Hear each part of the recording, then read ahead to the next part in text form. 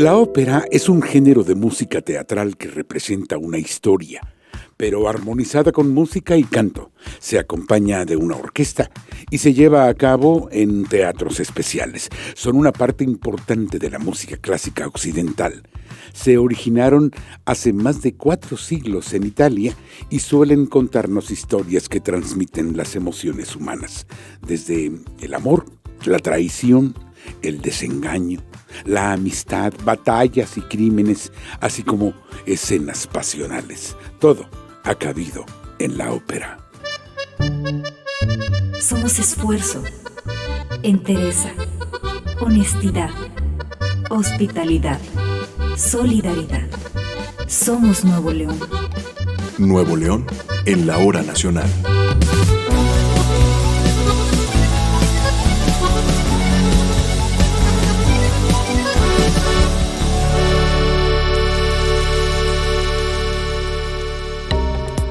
Buenas noches y bienvenidos a Nuevo León en la hora nacional.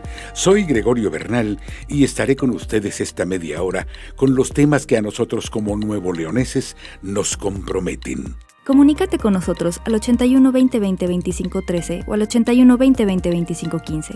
A nuestra página de Facebook, Nuevo León en la hora nacional. Visítanos. Amigos, en Nuevo León en la hora nacional tratamos de ser siempre puntuales. Hace algunos días fue el Día Mundial de la Ópera. Y bueno, tenemos que hablar de esa disciplina, de esa, incluso, ¿qué podríamos decir? Bello arte de la ópera. Para ello invitamos al maestro Ricardo Marcos. ¿Cómo estás, maestro? Qué gusto saludarte. Hoy el gusto es mío, Gregorio. Me encanta estar aquí y más platicando contigo. Ricardo Marcos, eres experto en la materia, según tenemos entendido. Según dice. Bienvenido a casa de nuevo, mi querido Ricardo, porque fue nuestro jefe aquí en Opus, en Radio Nuevo León, un buen tiempo. Pero vamos a platicar un poquito como de la ópera. Esta disciplina, este arte, ¿cuándo nace? ¿Cuándo se inventa? Pues es una buena pregunta y tú lo acabas de contestar muy bien. O sea, es una invención realmente. Esto surge a fines del siglo XVI. O sea, estamos hablando de 1590 aproximadamente. Okay. Cuando un grupo de personas se unen a través de tertulias de intelectuales, ajá, como las tertulias de café que hay todavía en Monterrey y otras ciudades. Sí. Pero aquí para pues tratar de reflexionar sobre el arte clásico, y ellos veían el arte griego y romano como algo, un ideal. Había pasado la Edad Media, muchos veían en el Renacimiento que era una época oscura que había que dejar atrás y que había que regresar a las bases de la civilización, o sea, en este caso a Grecia y a Roma. Entonces, ellos, entre todos sus coloquios y reflexiones, deciden rescatar el teatro griego. El teatro griego se sabe que tenía música. O sea, de hecho, tú lees el teatro griego y de pronto va a aparecer coro. O sea, el coro era un grupo de masa amorfa, de gentes que hacían comentarios sobre las obras dramáticas, a veces cómicas o a veces dramáticas, y se cree que era acompañado por música. Obviamente los griegos nunca llegaron a una notación musical, por lo tanto no sabemos realmente a qué sonaba la música griega. Pero ellos pensaban que estaban rescatando ese arte, cuando en realidad lo que estaban haciendo era inventando uno nuevo. Se dice fácil, pero estamos hablando ya de que 5 siglos, casi 6, ¿no? Sí, 6 siglos. 6 siglos, primero. Segundo, la voz humana sigue siendo el más grande y bello instrumento musical que hay. ¿O hay más?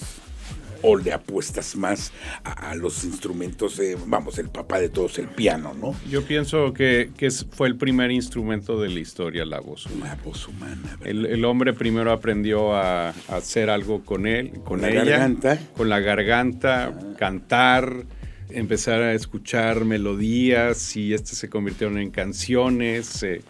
Y yo pienso que en base a ensayo y error, y eventualmente comienzan los instrumentos, sobre todo de percusión, que son los primeros instrumentos realmente, quizá algún tipo de flauta, cuando empezaron a darse cuenta que a lo mejor a través de una cañita con algunos orificios sonaba y podías cambiar a lo mejor los sonidos, ¿no? Entonces yo creo que fue todo un proceso de ensayo y error, pero la voz humana pues es excepcional. Me puse a pensar ahora lo que decías de los siglos, pero no, la ópera realmente son 5 siglos, o sea, de historia, y sigue contando, ¿no? Entonces es interesante. Y básicamente nace en Roma y por ello la mayoría de las obras son en italiano. Nace en Italia, eso es una realidad. Y más que en Roma, se da entre Florencia, Mantua, claro. Venecia. De hecho, Venecia es el primer lugar donde se abren los teatros públicos de ópera.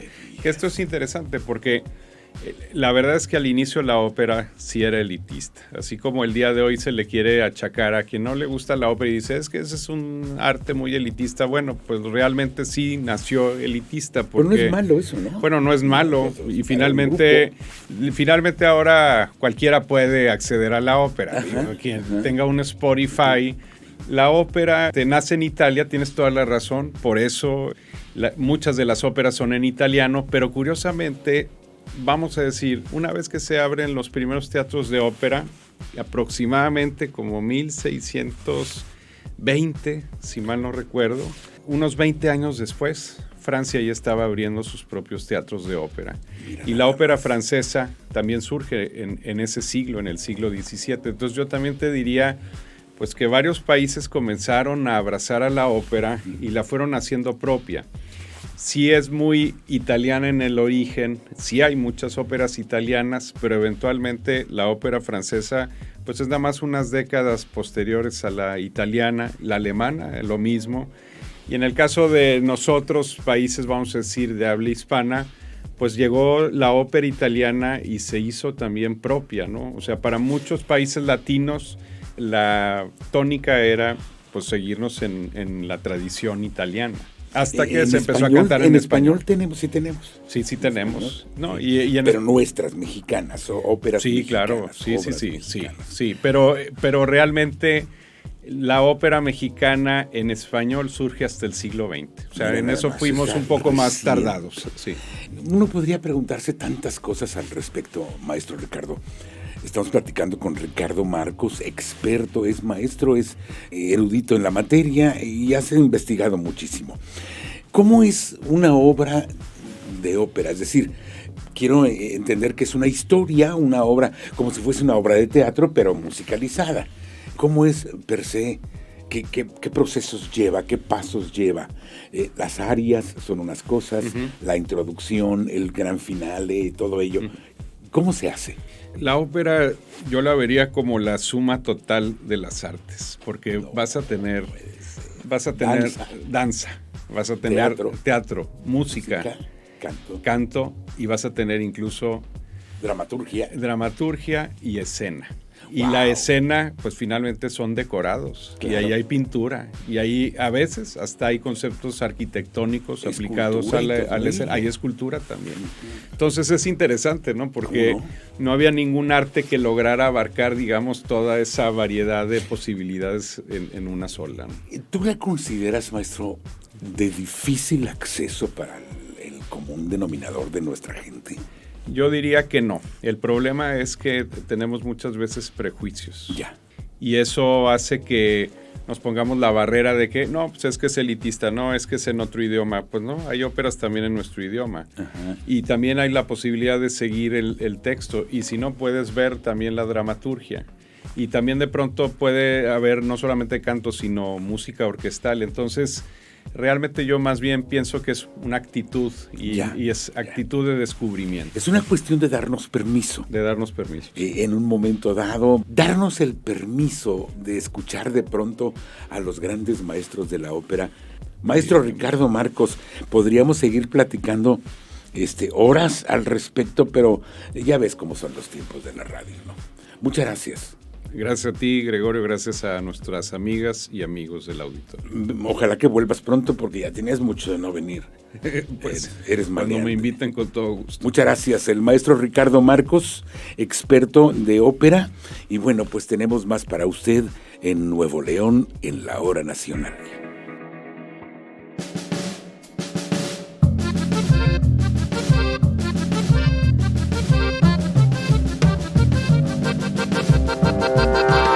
Nuevo León en la Hora Nacional. Amigos, esta noche tenemos la oportunidad de platicar con un nutriólogo vegano, Abraham López, a quien le damos la más cordial bienvenida. Buenas noches, Abraham. Hola, ¿qué tal? Buenas noches. Qué gusto saludarte. Igualmente. A ver, primero, y para iniciar una charla contigo, me supongo que la pregunta obligada. ¿Qué es vegano y qué es vegetariano? ¿Es lo mismo? No, no es lo mismo. Ahí está. Sí, ya, no es lo mismo. ya empezamos mal. Sí, hay que explicarlo primero para que se sepa el contexto. El veganismo como tal es una postura ética que... ¿Una postura qué, perdón? Una postura ética. Ética. No solamente está relacionado con la alimentación, sino más allá de la alimentación. Wow. Así es, o sea, una persona que es vegana no solamente no consume nada de origen animal, sino que también no consume ningún producto que conlleve el maltrato de los animales, llámese ropa, ¿Cómo crees? aseo personal, aseo, etcétera. O sea, pues hay muchos productos que tienen maltrato, origen, ¿no? Relacionado. Origen animal. Y un vegetariano puede, ya sea que sea una persona que todavía consume alimentos de origen animal como huevo, queso, derivados lácteos, o puedes simplemente no consumir nada de origen animal, pero todavía pues comprar algo que tenga exactamente. Asistir a eventos como el circo, que tiene animales. Es una es una postura, es una lucha, es una batalla, es una doctrina, ¿qué es? Sí, es una filosofía, por así decirlo, una postura en la que las personas deciden no contribuir al maltrato de los animales. Obviamente también hay otros temas que se involucran, como el medio ambiente, como el tema de la salud, pero originalmente el veganismo como tal se enfoca más que nada en los animales. De pronto, pues uno se pone a pensar muchísimas cosas, a ver incluso en medios de comunicación, todo esto en relativo al tema que estamos tratando. Y en gran parte tienen razón ustedes, los veganos, porque sí, es preocupante el mundo que le estamos dejando a los que siguen, ¿no? O sea, claro. De pronto sí nos preocupa tantito, pero ¿utópico acaso? O sea... Definitivamente no es algo sencillo para la mayoría de las personas. Seguramente habrá muchas personas que estén de acuerdo con toda la información, ¿no?, que hay, pero tengan un poco de problema o que les cueste trabajo hacer como esa transición, pero siempre se puede hacer pequeños pasos, ¿no? A lo mejor hay personas que no están decididas 100% a hacerlo, pero pueden empezar a aumentar el consumo de alimentos vegetales, tener como otros hábitos para pues contribuir positivamente pues obviamente al tema del medio ambiente, los animales, también por salud. Se pueden hacer pequeños pasos. Vamos, uno se pregunta, insisto, muchas cosas, pero, por ejemplo, cuando se pone a pensar a quién se le habrá ocurrido esto de la cocina o de la vida vegana. Es decir, ¿cuándo nace? ¿En dónde? El veganismo nace en los 40s. Desde entonces. En los años 40, correcto. Digamos que el que le acuñó el término de vegano fue una persona estadounidense, Donald Watson, si no mal recuerdo. Ajá. Y ellos querían, digamos, diferenciarse de las personas que eran vegetarianas, porque los vegetarianos todavía consumían pues huevo, queso, leche, etcétera. Y básicamente lo que hicieron fue utilizar las primeras palabras de la palabra vegetariano, vegetarian en inglés, y las últimas, veg y an, vegan, vegetarian. Que tiene un significado. Básicamente es eso, ¿no? Separarse de los vegetarianos, diferenciarse. Marcar Así es. una línea. Y desde los 40 ya hay personas que llevan una alimentación 100% basada en plantas, vegana, que digamos que luchan por los derechos de los animales y empiezan ya a brindar información. Científicamente, estamos platicando con Abraham López, nutriólogo. Científicamente, Abraham, ¿es saludable no comer carne, no comer todo esto que nos proporciona, sí, las grasas, etcétera. Sí, definitivo. De hecho, una alimentación vegana vegetariana está avalada por la Asociación Dietética Americana y ellos tienen una postura en la que confirman que una alimentación vegetariana o vegana, 100% vegana, es saludable en cualquier etapa de vida, desde embarazo, lactancia, bebés, niños, adultos, deportistas. Obviamente se tiene que hacer de la manera correcta, con un especialista o un profesional de la salud, porque muchas veces lo que pasa es que las personas lo hacen por su cuenta y no lo hacen correctamente, entonces empiezan a lo mejor tener alguna deficiencia, tener algún problema. Al final van con el doctor y les dicen, bueno, es que soy vegano o soy vegana, y dicen, bueno, pues es porque eres vegana, cuando realmente lo hicieron sin una asesoría profesional. Y alguien que normalmente ha comido de todo, carnes y demás, ¿puede su cuerpo olvidarlo, o su memoria biológica olvidar esto y luego hacerse vegano? ¿Se puede? Sí, definitivo. O sea, realmente lo que el cuerpo necesita son nutrientes. No es que necesites la carne como tal. Tú necesitas los nutrientes que tienen los alimentos de origen animal, pero que se pueden obtener de manera vegetal, digamos, ¿no? Sí hay un proceso en el que la persona se debe adaptar, digamos, a la ingesta de fibra. En este caso, los alimentos vegetales todos tienen fibra y muchas veces las personas no tienen la capacidad para digerir esa fibra, y hay un periodo de transición en la que pues, la persona se va adaptando digestivamente, por así decirlo, a tener las bacterias necesarias para digerir esa fibra y esos nutrientes, pero de que se puede, se puede. O sea, definitivamente cualquier persona puede llevar una alimentación 100% vegana basada en plantas. ¿Cuáles son los mitos, las mentiras más grandes que se ha escuchado en torno a esto, Abraham? Pues definitivamente la proteína, ¿no? La proteína de la carne, ¿no? Que necesitamos consumir carne para consumir proteína. Realmente lo que necesitas son los aminoácidos que hay en las proteínas y los puedes encontrar en los alimentos vegetales, en las legumbres, en las semillas, en los cereales. Esa es una. También está el tema del calcio, por ejemplo, de la leche, ¿no? Que necesitas la leche huesos, para los huesos. Ajá. Pero lo puedes igual obtener por las semillas, por las legumbres. También las leches vegetales tienen calcio. Leches vegetales. De almendra, por ejemplo, es la que he visto en el súper, ¿no? Es la más conocida. Leche de almendra. Y yo, ¿cómo lo hicieron? O sea, no sí, ordeñaron a las almendras. Sí, ¿cómo lo hicieron? Sí, bueno, digamos que es la más conocida la leche de almendras, ajá, pero yo diría que es mejor la leche de soya, nutricionalmente hablando.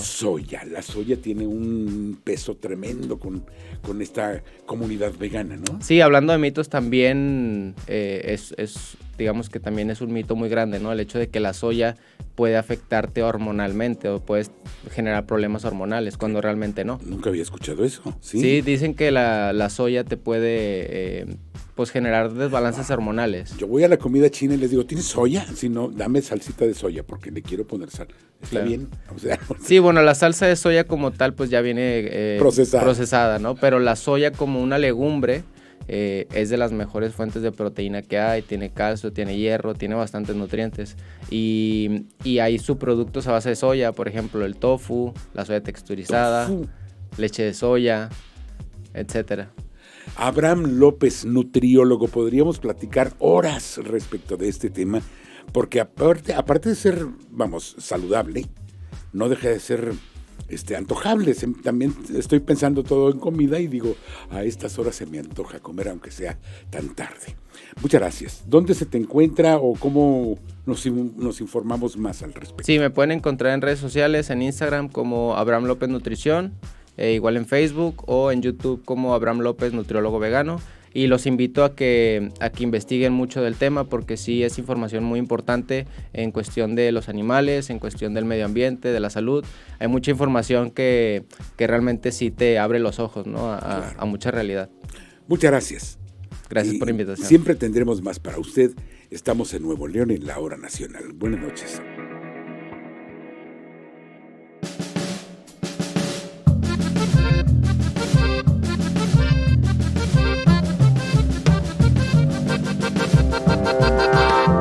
Nuevo León en la Hora Nacional. Amigos, en Nuevo León, en la hora nacional, es obligadísimo platicar de un tema como el que nos ocupa esta noche de domingo, pues viene a colación por los días que estamos viviendo. Tengo el gusto y el honor de recibir en este programa a el Padre Juanjo. ¿Cómo estás? Muy bien, gracias. Mi querido Padre, qué gusto saludarte. Igualmente, gracias por la invitación. El Padre Juanjo. Tu visita a este programa obedece justamente a que hablemos un poco sobre este 1 y 2 de noviembre, el Día de los Santos Inocentes y el Día de los Fieles Difuntos. ¿Cómo se origina esto y por qué? Mira, es una fiesta que tiene raíces bíblicas, pero que los españoles asumieron de una forma muy especial al llegar a México. Ah, qué caray. O sea, son tradiciones prehispánicas, lo Nuestras. que vivimos ahorita, sí, son raíces mexicanas 100%. Muy bien. En Europa se celebraba a los fieles difuntos, como una forma de recordar a aquellos que ya habían terminado su camino. Y son 2 días. El día primero se celebra a todos los santos, a todos aquellos inocentes que no están en los altares, ¿sí? Que no están en los altares, que no se les reconoce como a un San Martín o como a un San Francisco de Asís, que no tienen una iglesia, llamémosle así. Pero fueron hombres y mujeres buenos. Y el día 2 se recuerda a todos aquellos que entregaron su vida en cualquier circunstancia y nadie se acuerda de ellos. Qué barbaridad. O sea, es que fíjate cómo una tradición europea que tiene raíces bíblicas, viene aquí a México a transformarse con toda nuestra cultura que es muy rica. Los antiguos, ellos honraban a los difuntos y les preparaban el camino para llegar a la eternidad. Hace pocos años Disney hizo una película llamada Coco, qué bonita, en donde explica de una forma muy, muy bonita todo lo que nuestros antepasados creían y lo que mucha gente cree. Aquí en el norte de la República estamos un poquito menos influenciados por esa tradición.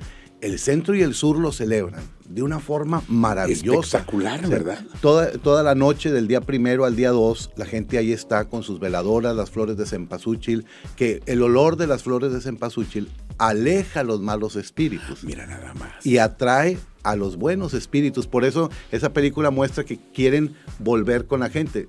Las personas le ponen comida, incluso comen Tiene con su ellos. significado cada cosa, Claro, ¿no? porque sabes que todo esto habla de que la gente no muere para siempre, sino solamente se transforma en algo trascendente. Tal como nos dijo la película Coco, ¿no? Exacto, o sea, muere cuando la gente los olvida. Así es. O sea, y es dentro también de la religión cristiana, se habla de eso. O sea, una persona no puede morir eternamente. Una persona va a seguir viviendo por la creencia, por la fe cristiana, hasta la eternidad. Pero nuestras creencias populares es, yo lo mantengo vivo si está presente en mi corazón, si lo tengo en una fotografía, si le pongo el pan que le gustaba, si le pongo un vaso de agua, etcétera, etcétera. Entonces, entre otras cosas. Exacto. Es muy enriquecedor todo eso. Claro. Que a veces lo vamos dejando y decimos, no, pues es solamente recordar a los muertitos y vamos a hacerles una misa y no. Es recordar la trascendencia del alma. Todo lo que celebramos es recordar la trascendencia del alma. ¿Es una fiesta, una celebración, o qué? Tiene que ser algo festivo. No puede ser algo que pensemos que es para estar sufriendo. Si tú te fijas, la gente en el centro del país, sobre todo en muchos panteones en Michoacán, o Camposantos. Un estado de los que más celebran, ¿verdad? Y ojalá lo celebráramos también aquí de esa forma. Pero sería maravilloso. Claro. Pero aquí muchas veces la gente se va más por la línea de que se va a aparecer el difunto y vamos a hacer algo de magia y todo eso. No, es algo que vale la pena. Vale la pena vivir. ¿Por qué? Porque estamos anclados a un pasado que tiene mucho significado. Hablar de todo esto, padre, estamos platicando con el padre Juan José Martínez Segovia. Juan José Martínez Segovia, porque de pronto nos obliga a pensar, porque hemos no tenido discusiones, pero sí charlas ciertamente centradas cuando hablas con alguien que es un científico o que tiene fines científicos. Y dicen, te mueres, célula muerta, san, se acabó, no hay nada. Exacto. Pero mi lado espiritual, dices, no, yo tengo una fe, soy una persona de fe. Exacto. ¿Por qué no voy a pensar en que hay más cosas, no? Exacto. Es que fíjate, la ciencia y la razón muchas veces las hemos querido separar. Y no, van unidas. La ciencia y la razón. Fíjate, Juan Pablo II decía, la ciencia y la razón son las dos alas del espíritu humano que lo llevan a la plena contemplación de lo trascendente. O sea, bonito. No es nada más pensar o sentir, debemos de unirlo. Los científicos, obviamente, con sus estudios y sus cosas, que todo lo tienen que comprobar. Masa más aceleración y que esas cosas, ¿verdad? Exacto, o sea, es 2 por 2 son 4 y se acabó. Entonces ellos dicen, se murió, pero lo que anima nuestro cuerpo, el alma, por eso dicen las ánimas de los fieles difuntos, o sea, es el alma de los fieles difuntos, lo que da vida, es lo que trasciende, es lo que nos hace crecer, independientemente de la religión. Aquí es todo ser humano, mi tesis de filosofía la hice precisamente sobre el fenómeno religioso. Todo ser humano tiene una necesidad de tener un contacto con la divinidad, así en general. Llámale como quieras. Los antiguos le decían Quetzalcóatl, diferente, etcétera. Nosotros le decimos Dios o Padre, etcétera. Pero todo ser humano tiene una necesidad de tener un contacto con lo trascendente. Y el Día de Difuntos nos hace tener ese contacto. Porque nos damos cuenta que hay algunos que aunque ya no vemos, aquí están. Vendrán otras historias que, bueno, ya son leyendas y que si la Llorona y que si acá y que allá. Bueno, eso ya son cosas que la cultura mexicana que es muy, muy creativa, sí. Exacto. Pero darnos cuenta de que todo ser humano tenemos una necesidad de relacionarnos con una divinidad. Así como para terminar, porque podríamos platicar toda la noche contigo, padre. Es rico platicar contigo. ¿Cuál sería, pues, la manera más apropiada para celebrar estos 1 y 2 de noviembre?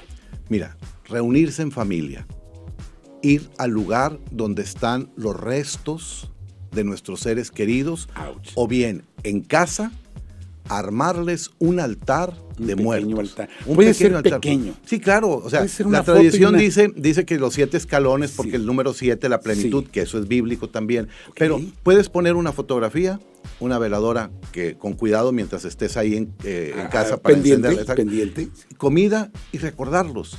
Hacerlos presente de alguna forma. No es magia, no es espiritismo, no. Es una tradición de nuestros antepasados que hay que vivir. Físicamente te fuiste, pero sigues conmigo. Exacto, porque hay una canción que a mí me gusta mucho que dice, no se han ido del todo. Y acuérdate que la gente nunca se va del todo. Se van del todo aquellos que no quisieron establecer un lazo, un vínculo con los que estamos aquí.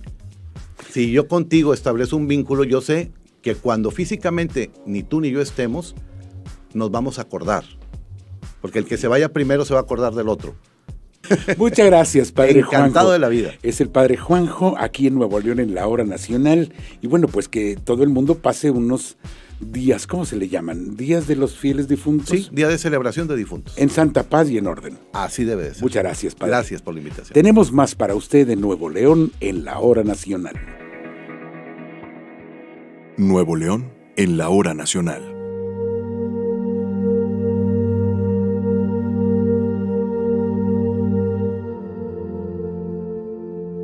Para cerrar el mes y poder iniciar con toda la energía el próximo, tendremos los consejos de la licenciada Laura Cázares, quien nos comparte su medicina del alma. Hoy en Medicina del Alma hablemos de los 4 pilares de la autoestima. El primero de ellos, autoconcepto. ¿Qué es lo que pienso de mí? ¿Cuál es esa comunicación interna que mantengo constantemente? Nuestros pensamientos son poderosos, tienen una vibración y a través de ellos estamos creando mucho de nuestras experiencias. Además, a nivel energía, estamos enviando una señal a nuestras células. Segundo pilar de la autoestima, autoimagen. ¿Qué tanto me gusto? ¿Qué tanto me agrado? Un práctico y a la vez poderoso ejercicio es mirarte al espejo por un momento en silencio, simplemente contemplándote, para ser consciente ¿dónde estás poniendo tu atención? Si en todo lo bello que habita en ti, o quizá estás sacando esa lista de todo aquello que no te gusta de ti. Tercer pilar, autorrefuerzo. ¿Reconozco el valor que habita en mí? ¿Me permito reconocer mis logros, mis historias de éxito? Todos tenemos esas experiencias que nos hacen más fuertes, desafíos que hemos trascendido y de los cuales aprendemos muchísimo. Reconocer nuestras victorias nos permite conectarnos a la resiliencia que habita en nosotros y con ello nos damos esa palmadita en la espalda en un acto de amor propio que nos eleva la energía. Y el último pilar de la autoestima es la autoeficacia. ¿Creo en mí? Poderosa pregunta que nos va a permitir darnos cuenta en dónde estamos con respecto a la confianza que nos tenemos. ¿Cuántas cosas hemos dejado de hacer por miedo, por dudar de nuestro potencial? Reflexionemos. Muchas veces buscamos en el externo aquello de lo que carecemos, sin darnos cuenta que no hay nada externo que no se genere en lo interno. En la medida que yo me ame, me valore, me reconozca y crea en mí, esa energía se proyecta y es entonces cuando mi entorno comienza a cambiar. Soy Laura Cázares y esto fue Medicina del Alma. Amigos, así llegamos al final de Nuevo León en la Hora Nacional. Agradecemos su permanencia. No olviden que los esperamos la próxima semana a las 22:30 horas. Hasta aquí le acompañamos en la producción y relaciones públicas Grace Sánchez. Edición Alberto Gómez. Música original Milton Torres y Noel Reyes. Coordinación general Antonio Romo. Yo soy Gregorio Bernal. Buenas noches. Esta es una producción del Sistema de Radio y Televisión de Nuevo León. Ahora, con el debido respeto, escuchemos el himno nacional mexicano.